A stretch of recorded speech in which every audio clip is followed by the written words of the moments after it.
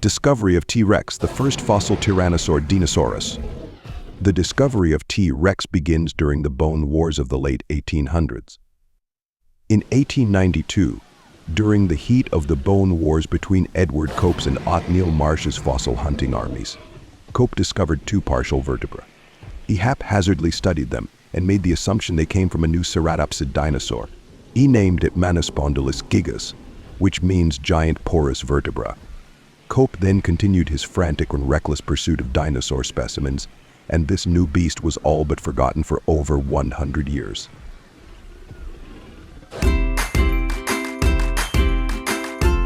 Onward to over 100 years later, in 2000, Peter Larson from the Black Hills Institute found the spot where the original Manispondylus gigas was discovered.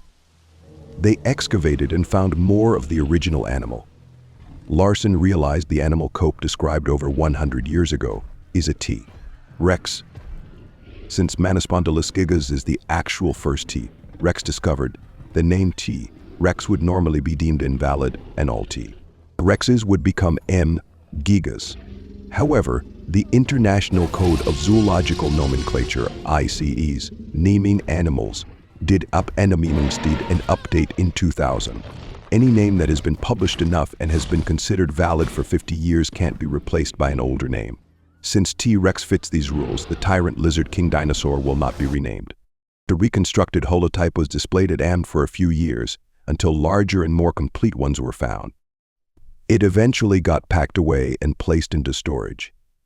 In 1941, when the United States entered WWII, the holotype T-Rex was sold to the Carnegie Museum in Pittsburgh to protect it from being bombed by the Germans in New York, which was a real possibility.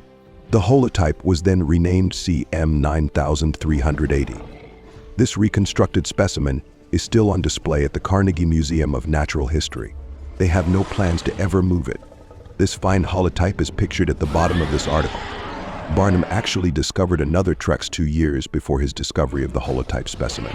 However, due to not sending it to AMNA in a timely manner and a small mistake by Osborne, it ended up not being the first official T-Rex. In 1900, Barnum was doing excavations in Wyoming, looking for a trophy Triceratops skull for the AM. There, he discovered a large carnivorous theropod that was around 13% complete. Instead of shipping this intriguing fossil back to New York, Barnum continued looking for a trophy Triceratops skull. When he finally shipped it back the AM, Osborne saved it for a paper on Tyrannosaurus and other Cretaceous carnivorous dinosaurs that would be published in 1905. In this paper, the 1902 specimen was also described. Unfortunately, Osborne thought the specimen found in 1900, labeled Amni 5866, was from a different carnivorous dinosaur. He named this dinosaur Dinosaurus imperiosus, the imperial powerful lizard. The main reason for thinking it was a different animal was there were ankylosing plates found with the specimen. He thought this specimen was covered in armor plates. In fact, the armor plates found with the specimen were probably the stomach contents of this Tyrannosaur. Later, after the paper was published, Osborne realized Tyrannosaurus was actually the same animal, Dinosaurus. As nomenclature rules go, the name of the specimen in the first publication is used. However, since both specimens were published in the same paper, the page numbers were used to determine the correct name of this type of animal. The 1900 specimen was described a pages after the 1902 specimen. Thus, even though Dinosaurus was found first, Tyrannosaurus became the official name. Dinosaurus is now lost to the annals of history, and Tyrannosaurus is a household name, all due to a page number. Luckily, T-Rex has its nice, easy-sounding name.